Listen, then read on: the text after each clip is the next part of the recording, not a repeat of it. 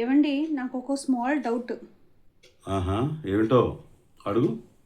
మా చర్చికి వస్తేనే పరలోకం వెళ్తారు అని కొందరు చెప్పడం విన్నాను. బైబిల్లో పలానా చర్చికి వెళ్తేనే పరలోకం వెళ్తారా అని ఏమైనా ఉంటుందా? ఏ చర్చికి వెళ్ళినా పరలోకం వెళ్ళరు. చర్చికి వెళితే పరలోకం వెళ్తారనేది కాదు. పరలోకములో ఉన్నటువంటి దేవుని యొక్క చిత్తమును ఈ భూమి మీద ఉన్నటువంటి మనుషులు తెలుసుకుని, ఎవరైతే ఆ పరలోకంలో ఉన్నటువంటి దేవుని యొక్క చిత్తమును భూమి మీద నెరవేరుస్తూ జీవిస్తారో వారు మాత్రమే పరలోకం వెళతారు. ఓకేనా? అర్థమైందా? ఓకే. ఇప్పుడు మీరు చెప్పింది మరి మేమెందుకు నమ్మాలి? మీరు చెప్పింది బైబిల్లో ఏమైనా ఉందా?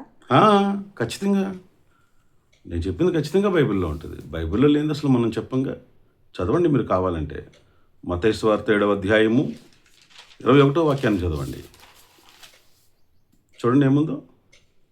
ప్రభువా ప్రభువా అని నన్ను పిలుచు ప్రతివాడును పరలోక రాజ్యంలో ప్రవేశింపడు గాని పరలోకమందున నా తండ్రి చిత్త ప్రకారము చేయువాడే ప్రవేశించును.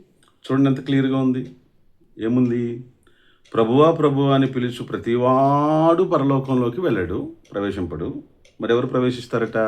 తండ్రి చిత్త పరలోకంలో ఉన్నటువంటి తండ్రి, అనగా దేవుని యొక్క చిత్తమును ఎవరైతే ఈ భూమి మీద చేస్తారో వారు మాత్రమే పరలోకం వెళ్తారని నేను చెప్పట్లేదు, బైబిల్ చెప్తుంది. ఇప్పుడు చెప్పండి, చర్చికి వెళ్ళడం ముఖ్యమా, దేవుని చిత్తం చేయడం ముఖ్యమా?